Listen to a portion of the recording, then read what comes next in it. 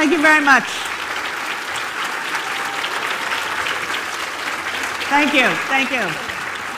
Thank you.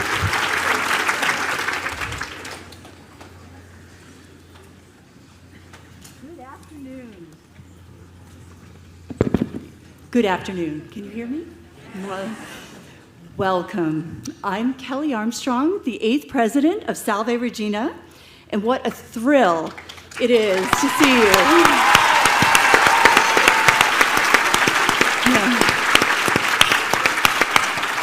It's such a thrill to see you all here gathered as we launch our 75th anniversary as a university. What a wonderful representation of our community under this tent. We have trustees, we have local leaders and friends, and of course, our faculty, staff, and students. Thank you all for the gift of your presence here today. As we made our plans for this important milestone celebration, we thought carefully about the special guests we might invite to campus to speak to our community. Several considerations guided our thinking. First, given our history, we wanted to celebrate a woman whose personal story reflects the progress of women in American society since the university's founding. We also wanted to highlight for our students, for our alumni, and for the broader community, the enduring value of service to others, which is so important to us here at Salve. And finally, we wanted to welcome to our campus someone whose life and work are aligned with the critical concerns of the Sisters of Mercy. And these critical concerns are immigration, the earth, anti-racism, nonviolence, and the progress of women. With these careful considerations in mind, we could think of no one more appropriate than Justice Elena Kagan.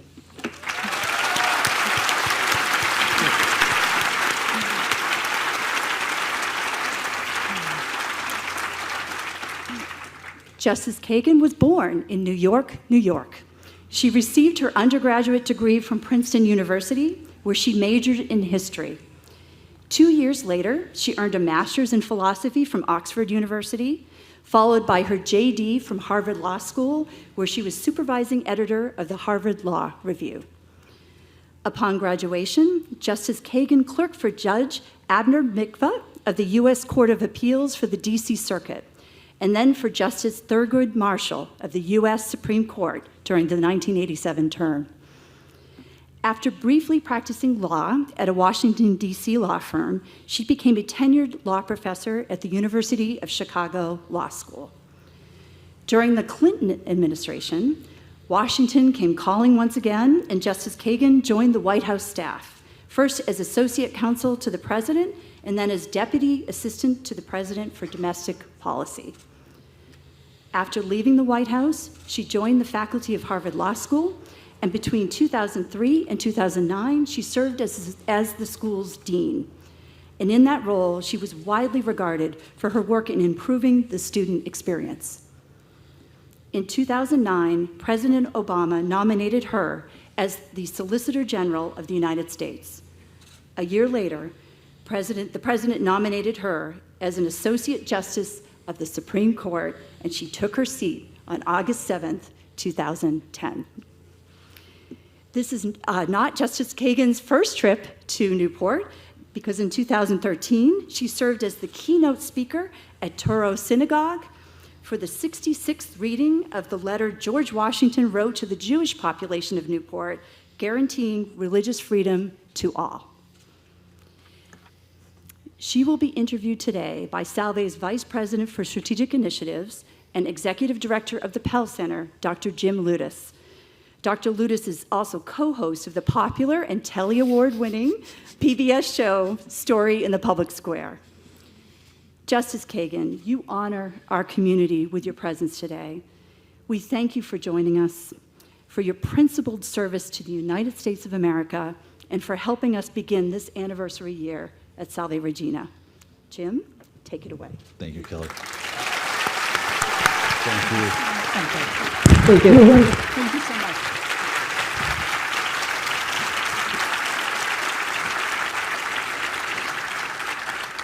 Jim, can I just say how glad I am to be here? Well, we're thrilled to have you here. Yeah, it's quite right that this isn't my first trip to Newport. My first trip was some years ago when the synagogue asked me to come. And I would just let everybody know that if there's any other religious affiliations that want to invite me to Newport, I'm good with that.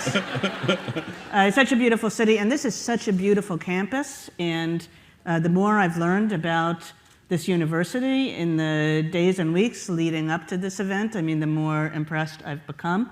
And so it's a real honor to be here and to be with people who, as the president said, are so deeply committed to public service of various kinds. So thank you very much for giving me the chance. Well, thank you very much for being here. We're thrilled to have you here. Most of the folks here who are undergraduates, I know that a lot of times you do events like this at law schools.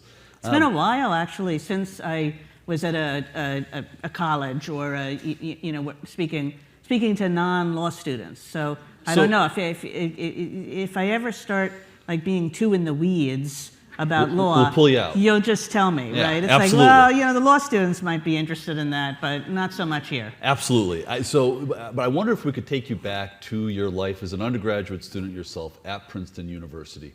What kind of student were you, and what kind of Well, I was a good student, Jim. Well, I'm sure you were a good student. What kind of activities were you involved in? I like to think I was a good student. I don't know. I majored in history.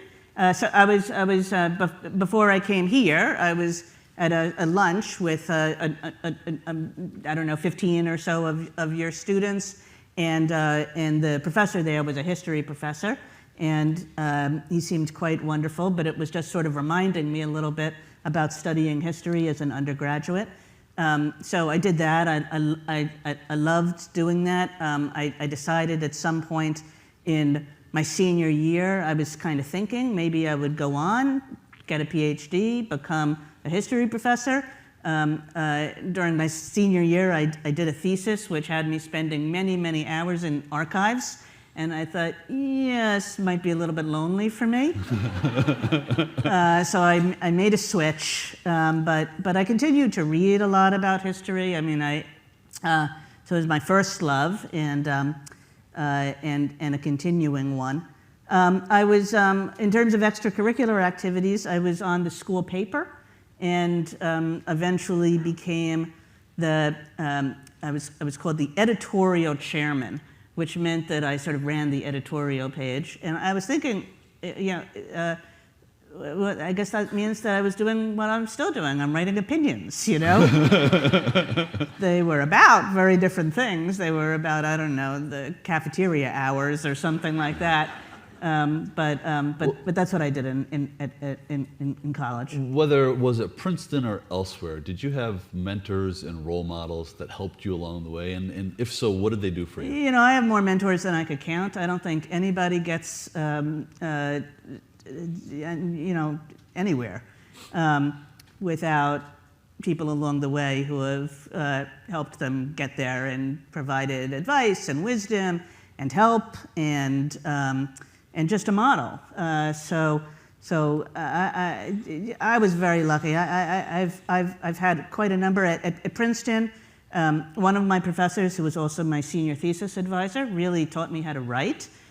That's a pretty important thing in my job, and I think he was, one of two people who were incredibly important in that respect. The other being my mother, and then I guess the other mentors that I'll just make a point of mentioning, although really truly I've had mentors at every stage of my career, is when I got out of law school, I clerked for two wonderful judges. One probably nobody has heard of, although I was the only place, the last public event I did was in Chicago, and I used that line, and everybody said, of course we've heard of him, because he was very much a Chicagoan. But the first judge I clerked for was a man named Abner Mikva, and then the second, who I hope everybody does know about, is Thurgood Marshall. And they were two people, both who actually helped me enormously. I mean, I think Abner Mikva probably extended a helping hand in the form of recommendations and other jobs later in my career, in more than any other single person in my life, but also people who just provided a model of what it was to lead lives in the law that you could be deeply proud of, and how you could also how you could be just a great human being and a great lawyer both. And I don't come anywhere near to anything that they've that they showed me in that regard, but it was an incredible model for a young lawyer. So Kelly ran through, President Armstrong ran through your biography, service in the White House, both as in the White House counsel's office, but also as the Deputy Director of Public Policy, Domestic Policy, the service that you did in law schools. I'm curious, the experience that you've had both on the judicial side, but also on the policy side. And I'm curious if you can describe for us the difference between law, policy, and politics. Yeah, well, there should be a big difference. I hear knowing laughter, which I guess is not to say that there always is. That there are times when, but there shouldn't be. I mean, in our system, there are many subject matters that present policy issues and that also present legal issues. But the legal issues should be understood as very distinct from the policy issues.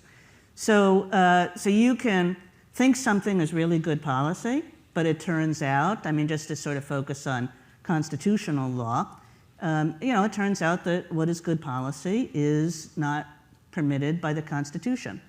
Or you can think something is really bad policy, but it is permitted by the Constitution. So if Congress happens to disagree with you on whether it's bad or good policy, a judge has to know her place. And so, you know, there are, I come from the world of law schools, and in the world of law schools, there are plenty of people who say law is politics, politics is law. I think nothing could be further from the truth. I think it's really important that there be a divide between the two. I think a court does best when it keeps to the legal issues, when it doesn't allow personal political views, personal policy views to affect or infect its judging.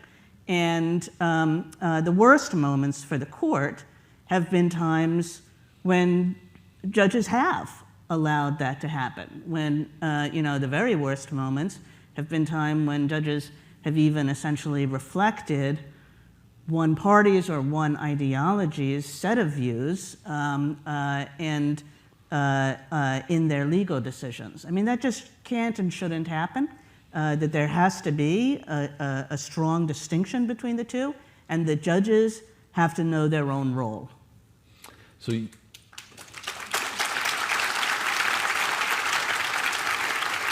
you were confirmed by the Senate with a vote of 61 to 31.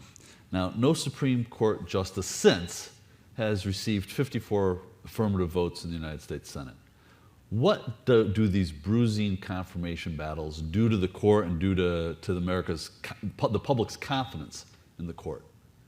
Well, they certainly don't help it much. I'll say that you just gave me a little bit more credit than I deserved. You suggested that, you know, I had received more votes than some of my successors. I think that that was probably because there was a more lopsided Senate in terms of, you know, I mean, I too did not get very many crossover votes, and that has been the recent history, is that crossover votes, if you will, crossover meaning when a president of one party appoints you, how many votes do you get from senators from the other party? And those have been few and far between in recent years, both when people have been appointed, as I was, by a Democratic president, and when people have been appointed as my successors on the Supreme Court have been by a Republican president. And there are good reasons for not voting for a nominee, and I would, nobody deserves 100 votes. But I do think, as you suggest, that the kind of partisanship that sometimes appears in Congress is probably not helpful in terms of, you use the word like public confidence, in terms of the public thinking that the court is a nonpartisan institution. Now, I will say, when I said it certainly doesn't help, it doesn't, but the most important thing, honestly, in terms of how people conceive of the court, is how the court itself does its business. It's not an every few years confirmation hearing or battle, if it comes to that. But it's like, well, how does the court every day go about its business? And I think the thing that builds up reservoirs of public confidence is what we just talked about, is the court acting like a court and not acting like an extension of the political process, and people seeing that and seeing, regardless whether they agree or disagree with any particular decision, the court doesn't always do things that's popular, and the court is supposed to do things that are what we call counter-majoritarian sometimes. So regardless of whether any particular decision is popular, which is not the question, the question is just whether there's some deeper wellspring of public confidence.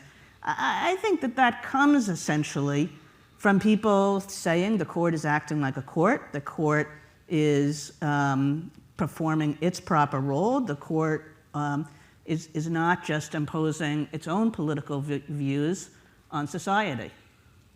Do you, so when you think about your service as a justice on the Supreme Court, do you have particular judicial heroes or role models that you think about as you're doing your job now? Well, I guess the first has to be the justice that I worked for, and there it's a hero, not so much as what he did as a justice. He's one of the only justices, maybe the only justice, who is more known, more important, more revered for what he did before he became a justice than after. But that's Thurgood Marshall, who, of course, led the legal battle to eradicate Jim Crow segregation in the South. Was the winning lawyer in the Brown v. Board case, and had a whole series of Supreme Court decisions leading up to that. Brown v. Board was very much the culmination of a longer and legal process in which Jim Crow segregation was eliminated. And he was also a person. He not only argued in the Supreme Court, he argued in lots of little country courthouses all through the South, often doing criminal cases. Often trying to get innocent black defendants exonerated, even though the juries were all white and were not inclined to do so. He pretty much did everything there is to do in the law to achieve racial equality. And in my year with him on the court, he was among his many other accomplishments, he was the best storyteller I've ever met in my life. And he would tell stories about his boyhood, about his college days, his law school days, and then the days he spent at the NAACP Legal Defense Fund doing this kind of work. And it really was a kind of, he would make you laugh, he would make you cry. He would do impressions of people. He had 1,000 voices. He had 1,000 facial expressions. It was quite an extraordinary thing. So he was sort of a raconteur. But you couldn't come away without knowing that it all had a very serious purpose. And the serious purpose was, that he cared as much as anybody I've ever met in the vision of racial equality in our society. And he reinforced every day the importance of that constitutional commitment. I guess my second judicial hero is goes further back, and he occupied the same seat that I do. So at the court, there's this weird thing about people have a sense of like different, seat number 1, seat number 2, and which justices down through history have occupied that seat. If you go back 3 justices from me, you actually get to the justices can serve a long time, is what that suggests. You get to the early 20th century, and a man named Louis Brandeis, who was he was the first Jew to occupy a Supreme Court seat. He was confirmed only after a quite vicious anti-Semitic campaign against him. But the reason he's my hero is because of what he did on the bench. I'm going to give you all a homework assignment, all right? Can I do this? Because you're students. I mean, I'll tell you that I did this 2 weeks ago at a place where pretty much everybody was over 50. And I said, I'm giving you a homework assignment. And they said, homework? Like, they were far away from homework. But here's your homework assignment. This is my favorite opinion ever. And it's a concurring opinion, but it's really a dissenting opinion. It was concurring for various technical reasons. It's really an opinion that it tried to explain why the majority was all wrong. And it was in a free speech case. It was whether a statute that was being used to prosecute communists and other various left-wing people was unconstitutional. And Justice Brandeis, the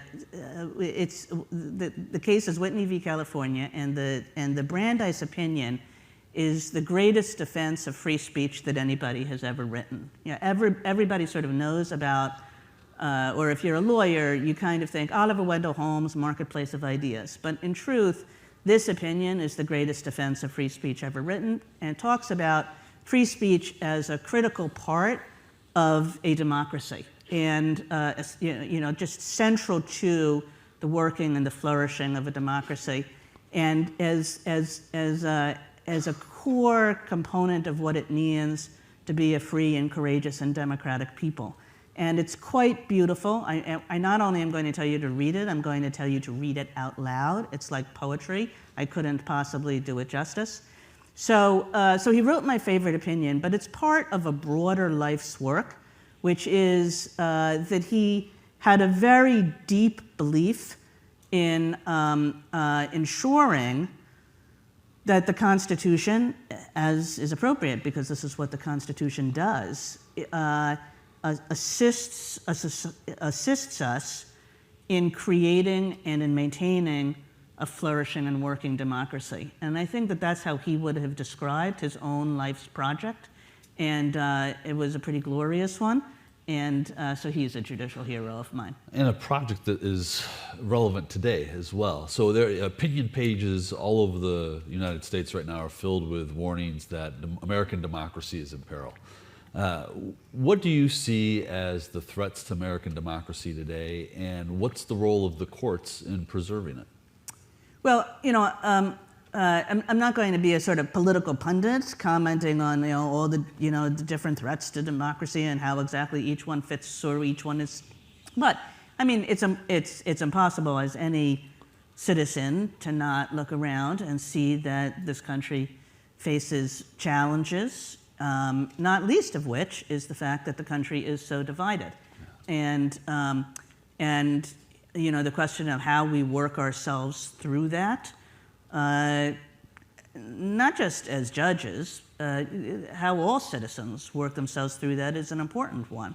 Now, as judges, I think, the principal task is to ensure that the Constitution's own commitment to democracy, and not just the Constitution, but Congress has passed various statutes under certain constitutional provisions which are meant to protect democracy, which are meant to protect equal citizenship, first off, to ensure that every citizen is equal to every other when it comes to participating in the political process, and that is intended to protect the right to vote particularly.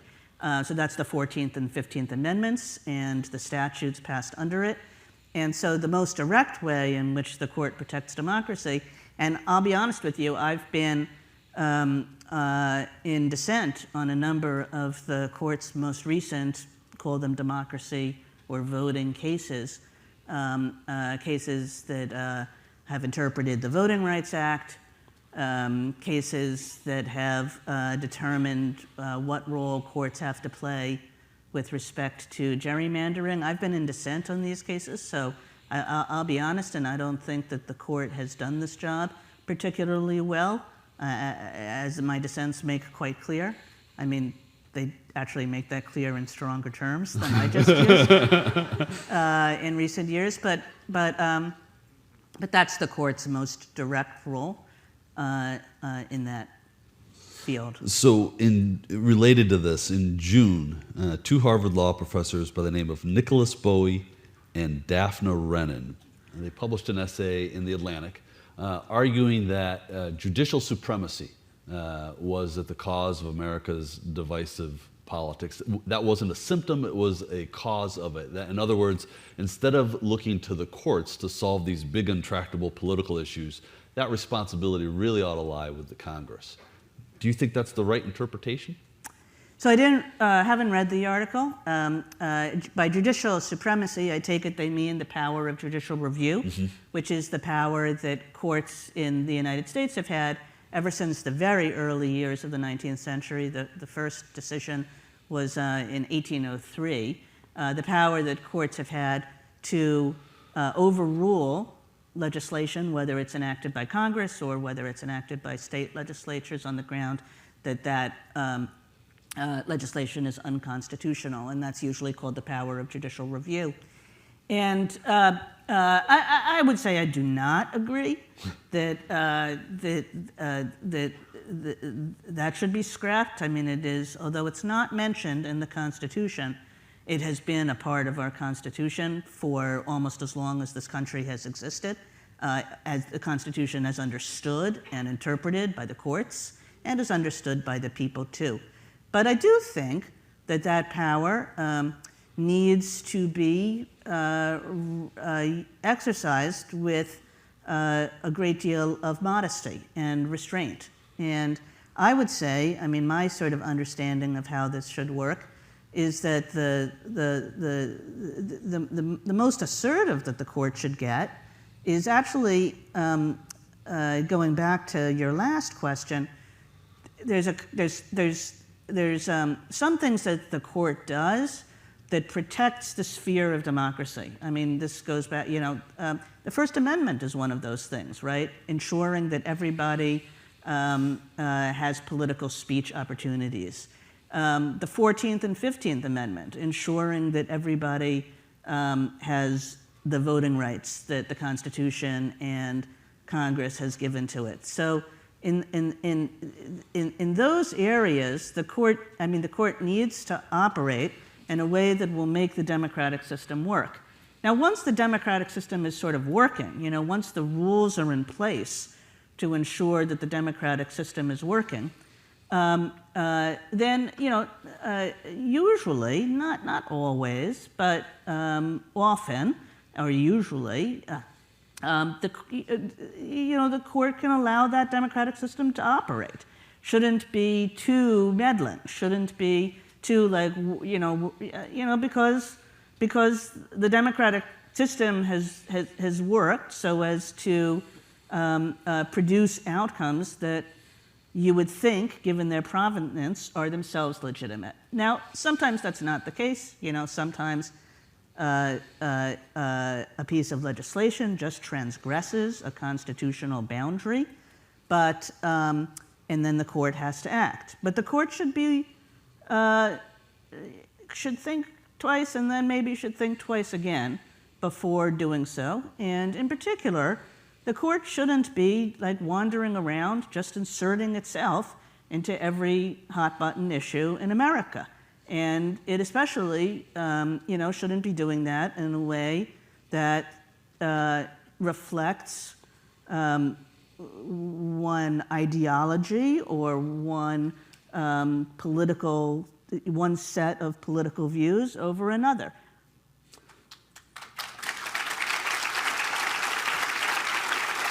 So we're met here on the campus of Salve Regina University, and our students are steeped in the mercy charism, which challenges all of us to step into other people's lives and other people's perspectives and to lead with empathy. I'm curious if there's a role for that kind of empathy in the workings of the Supreme Court and in law in general. So empathy can mean different things to different people, and sometimes when it's used to refer to law, it does mean different. So I'll say one thing which I think would not be appropriate, and then something which is not only appropriate, but my gosh, shouldn't we do that in every area of life? So like one thing that is not appropriate is if I said, the rule of law says that we should achieve result X, right? It points to a certain result. And then you say, well, but, sentiment, empathy, sympathy, whatever word you want to use is going to make us not do that. And, no, that's, you can't do that in law. The rule of law is the rule of law. And you can't just say, oh, it doesn't feel good today, and I really feel bad for this person, and, Okay, but as I understand it, that's not the way you're using the term.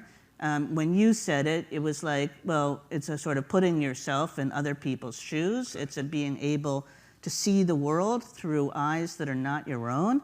And in that sense, my gosh, empathy is critical to everything we do in life, including lawyering and judging. So a ton of lawyering, putting judging aside for a moment, a ton of lawyering is about problem solving. And the best lawyers are the best problem solvers. And you cannot solve a problem in life, or very rarely, without being able to see the world through another person's eyes, without being able to say, what does the world look like to him, so that then I can figure out, how it is that he's going to agree to something. The greatest negotiators are also the people with the greatest ability to step into another person's shoes and see the world from that person's point of view. And in judging, I would say that's true too. When it comes to the collaborative work of a multi-member court, which is the kind of court that I sit on, having the ability to say, how does it look to another judge? Why does it look that way? How can I, and if everybody is doing that, that provides the greatest chance for the court to come together, to reach principled compromises, to reach consensus, to operate across whatever lines exist between or among judges. That's critical. So one of the things that I think I've heard from people and getting ready for today is that of the three branches of government, perhaps the Supreme Court is the most opaque. C-SPAN's cameras aren't in the courtroom. There hasn't been an Aaron Sorkin-esque drama about it that everybody can plug into and they know their favorite characters. It would be very boring, I fear. Well, so can you take us inside and help us understand, how does the court actually operate? How does the court operate? We hear arguments and cases. We presumably have done all our homework. We have homework too beforehand, and we read the briefs, and we talk about it maybe with our clerks. Maybe we talk about it even at that early stage with other justices on an informal basis. We go into the courtroom.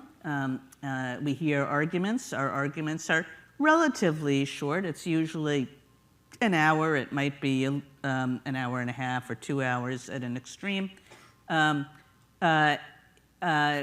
We think about it, we take it back with us for a couple of days, and then we have what's called a conference. And we go around the table. It starts with the Chief Justice, and then it goes in seniority order. We do a lot by seniority. And we each express his or her preliminary views of the case and how it should come out. And then there's a rule that nobody can talk twice before everybody talks once, so everybody gets a chance to do that. And then we, sometimes that'll be it. Like if 9 people have said it should be affirmed, then we can go on to the next case. But other times, that will be the preface to a longer conversation where we're trying to convince each other of, or we're trying to find some common ground, or and so it can go on for a time. And then the senior justice in the majority, that will most often be the Chief Justice, but sometimes it's, if the Chief Justice is in dissent, it's somebody else, will assign the case to one of the justices. You take that home to your chambers. You produce eventually a draft opinion.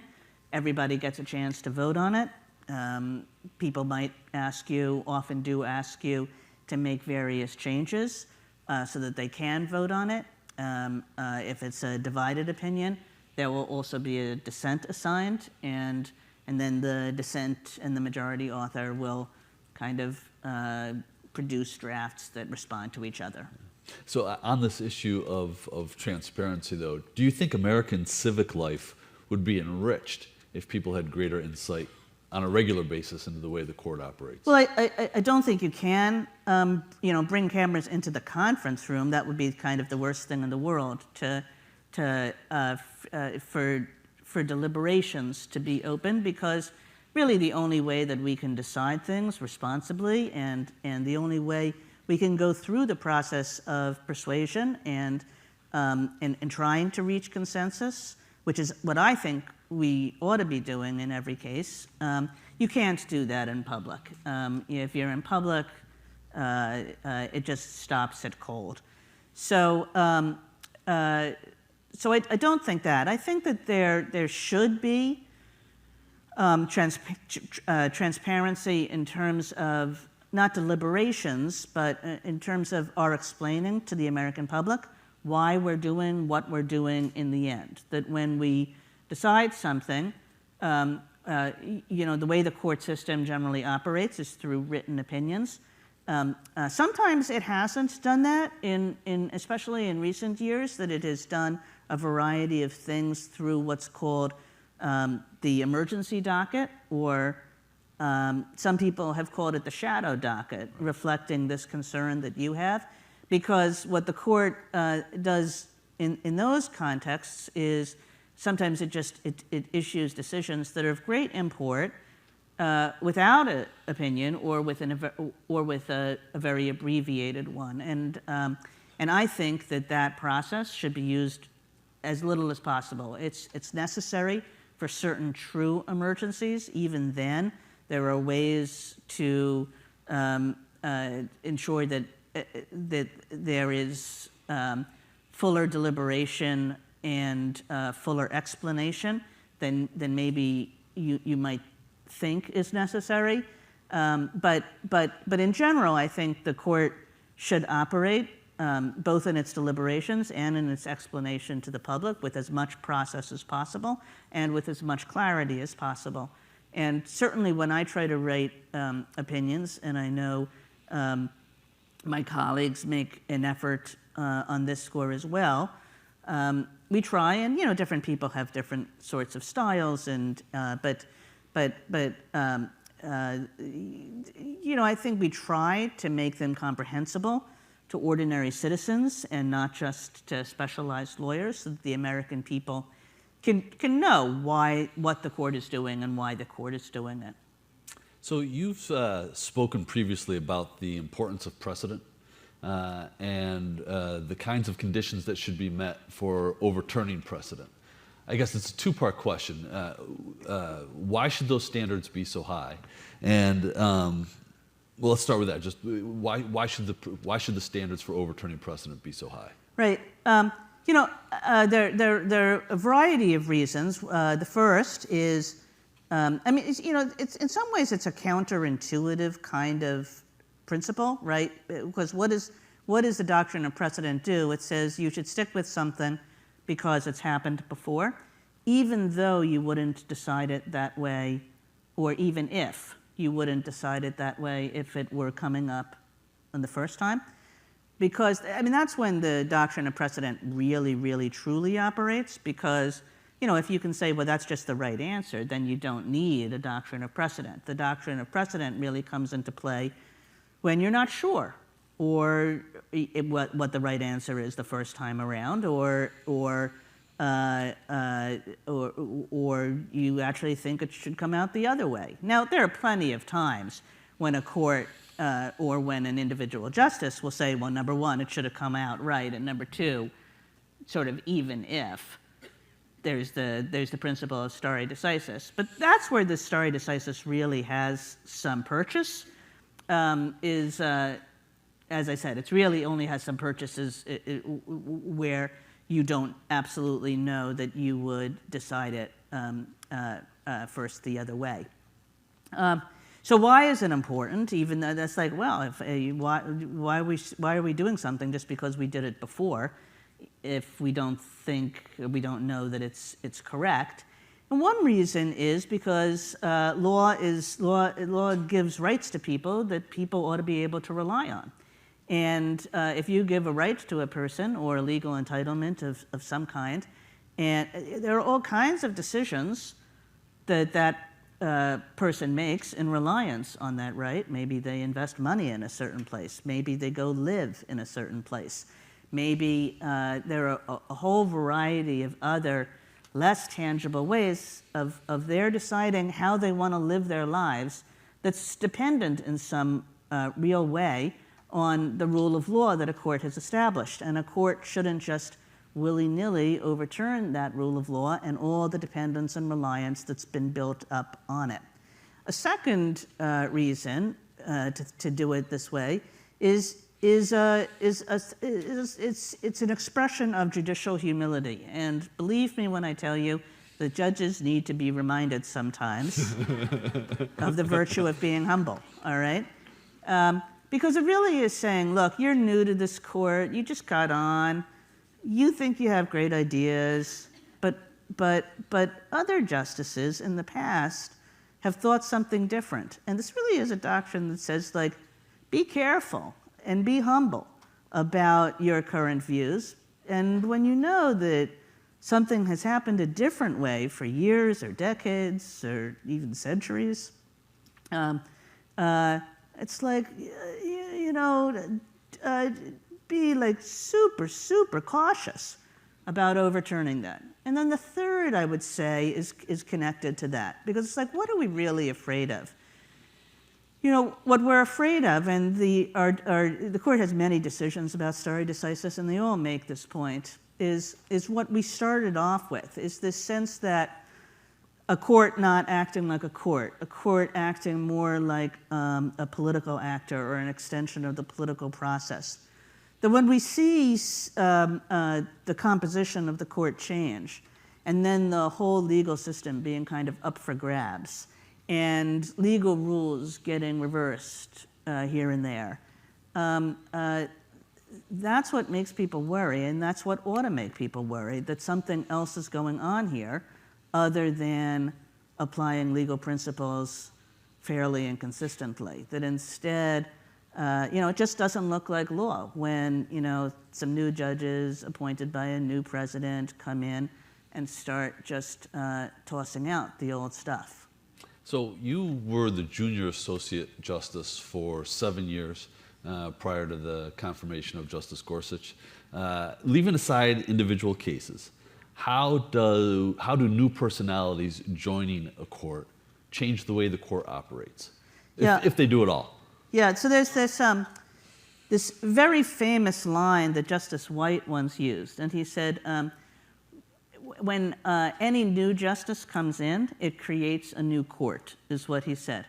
And so when I came in, I started thinking about that a little bit, and I thought, he is really wrong.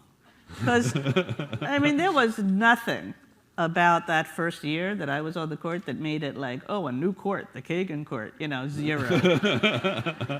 And that's true for most junior justices. Sometimes there can be very exceptional circumstances, in which a new justice has a sort of outsized influence. But for the most part, it's not the new justice that creates the new court. So I thought, okay, Justice White is wrong, even though literally every journalist pulls out this line when there's any new justice. But then I started thinking, I mean, maybe I should have realized this in the first place, but it took me a while. But I realized that there was another sense in which it was deeply true. And it wasn't the addition of the new justice, it was actually the fact that the old justice was no longer there. I mean, I made a joke about how long some judicial tenures are before, and they are. So, I mean, my first 7 years on the court, there were no vacancies at all. And then after that, there have been in fairly quick succession 4 judicial vacancies, 2 by resignation and 2 by death. And, after me, and then including me, 5, right? Yeah. So, but after me. And each of those people served on the court for more than 25 years. And the real change to the court is not having that person there. And I realized it wasn't that my colleagues thought, oh, this is a new court, Kagan is here. It's nothing that I was doing. For me, this is a new court. Justice Stevens is not there, and Justice Stevens had served for 35 years. So the current relevance of that is, as Justice Jackson comes on, and I'm sure Justice Jackson will be a fantastic colleague and a fantastic judge. It's not going to be the Jackson court. What is true, I mean, that will have I think a very profound effect on the court, is that Justice Breyer will not be there. And of the various, I have to say, I think that if you look at just the way the justices interact and the way the justices talk to each other, that's going to have a really very significant effect, as significant as any justice leaving I can imagine. Because Justice Breyer he believed in talking with people about the most serious things and trying to engage in that sort of process of empathy that you were talking about before, seeing the world through other people's eyes, hoping that they could see the world through his eyes, and coming up with some better solution as a number of people tried to do that. And he practiced that every day on the court. He believed in the power of relationships, and he believed in the power of reason, so that you could talk with people and converse with people, and somehow you could get together and try to find more reasoned, better ways of doing things. And surprise, surprise, it didn't always work. Not in every case, and not every year. But there was something quite magnificent and really good for the court in having somebody who would just come back and do the same thing again and again. And maybe he wouldn't find those conversational partners, and maybe he wouldn't find those people who were as invested as he was in sort of reasoned collaboration and finding common ground, but there was no such thing as trying too hard, and sometimes he would. And he served for 26 years, 27 years, something like that, and in a lot of those years he accomplished just that. So I think it will be a real loss for the court, and I think I'm not the only person who thinks that. I think Justice Breyer was a deeply loved person around the building, and I think everybody recognized this quality. So this actually, to pull this thread just a little bit, this is truly the most popular question that people encouraged me to ask you, sort of touches on this, and it's about the interpersonal relationships between justices. Justice Scalia and Justice Ginsburg famously had this friendship. You, I know, also had a great friendship with Justice Scalia. Justice Scalia and I were hunting buddies. Which is something most people probably didn't know. But I think what people are curious about is how do you maintain those kinds of friendships with people who, on important issues, you might disagree with so strongly? Yeah. So I guess I'm going to say two things. I mean, the first is, I think it should almost go without saying that people who disagree with each other can be friends. And we're reaching a bad state to the extent that that's not true.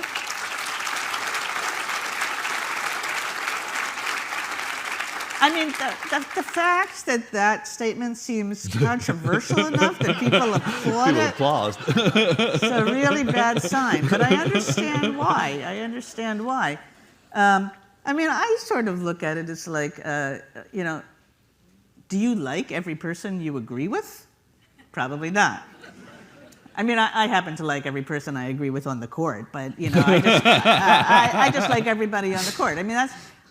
So just like you can sometimes not really like people you agree with, so too you can really like people you don't agree with. It's like, what does one thing have to do with the other? And Justice Scalia actually used to say, Justice Scalia was kind of a master at building personal friendships across disagreements. He used to say, if you take it personally, you're in the wrong job. But I think it's true for life. Is like we should be able to separate these things. But the second thing I want to say is that when people talk about collegial courts and collaborative courts, I think they should be at least talking about more than that. I mean, we have these various ways actually to ensure that we relate to each other as human beings. We have lunch a certain number of times every month, and the rule at lunch is that you can't talk about work. So if you go to our lunches, it's like we're talking about baseball, or we're talking about TV shows that we've watched, or we're talking about people's kids or grandkids, and that's fantastic. Or this isn't really a but, it's sort of an and. To be a truly collegial collaborative court, you have to be talking about more than do they talk about baseball together. You have to be talking about, can they engage on the real work that they're doing in collegial and collaborative ways. And for me, what that means is that you talk about the cases that you're trying to decide. You talk about the legal principles involved in those cases in ways that, this is maybe going back to this empathy thing that you brought up again, or just like stepping in each other's shoes, that you can see the world through another person's eyes, that he can see the world through your eyes, that we can try to find places of common ground, that we can try to find places of principled compromise, that we can try to create greater consensus. I mean, there is nothing that better legitimates judicial action than having consensus, judicial consensus, than having a number of more than a bare majority of justices, and justices who some people think, well, that's funny, they don't usually agree with each other, and now they are, right? There's nothing that better legitimates judicial action than that. And that comes only with serious, sometimes difficult, but persistent efforts to engage and to try to work out divisions and reach places maybe where you thought you couldn't be, but places of common ground. We've got just a few moments left here. So 2 questions. The first is technology. It's changing so fast. Whether we're talking about genomic or we're talking about silicone. How does the court keep pace with that, particularly when you think about some of the decisions that you're likely to be faced with in the coming years about this revolution that's taking place in technology? I thought you were going to say, particularly when you're all so old. Because believe me, that does, it's like, there is sometimes it's like the technology outpaces the judges, and where it's a fairly young Supreme Court now by historical standards, but that's a low bar, right? I mean, so technology sometimes like, what is that? Can I get a clerk in here to explain it to me or something? We do have these young clerks who are good at certain kinds of technology, not others. A terrific Court of Appeals judge actually once said that he always looked to have a clerk who was, a real science kind of person. And there's something to that it's like, instead of just looking at law school record, you should say, well, at least one of my clerks should be somebody who has some sort of like hard technological know-how or scientific know-how. But I think the fact of the matter is that the way we learn about these sorts of issues is the way we learn about a lot of things, through briefing, and particularly in these fields. Amicus briefs, which are briefs not of the parties themselves, but amicus is like friend of the court, can come in and explain certain scientific concepts or technological concepts that are important to the decision of a given case in more detail than the parties can give it in their own briefs. And so, with careful attention to that, we can, I think, do a creditable job. But it's hard, and you have to work hard at it. So I'd like to come back sort of to the whole issue of the health of American democracy as our final question. What advice do you have for the students and the citizens in this room if they are worried about the health of American democracy? What advice do you have for us today? Well, I don't know that I'm the one who should be giving advice. I mean, I was earlier this morning, I was talking to some of the students here at Salve, and I was thinking maybe they should be the ones who are giving advice, And in truth, I'm never more optimistic about things as when I talk to young people. And in a place like this, with its commitment to public service, I don't think you need advice from me. I think that the students here, and I'm sure that the students here, they had a wide variety of views about all kinds of issues, but it seems to me that they had the sort of commitment which you hope that every citizen of this country has, and to making the country, the world, a better place. That sounds sort of corny, but that's what it's sort of all about, right? Making your community, your country, your world a little bit better for your having been there. And I don't think you need much advice on that. That's why we love coming to work here. Ladies and gentlemen, Justice Elena Kagan. Thank you so much. That was wonderful.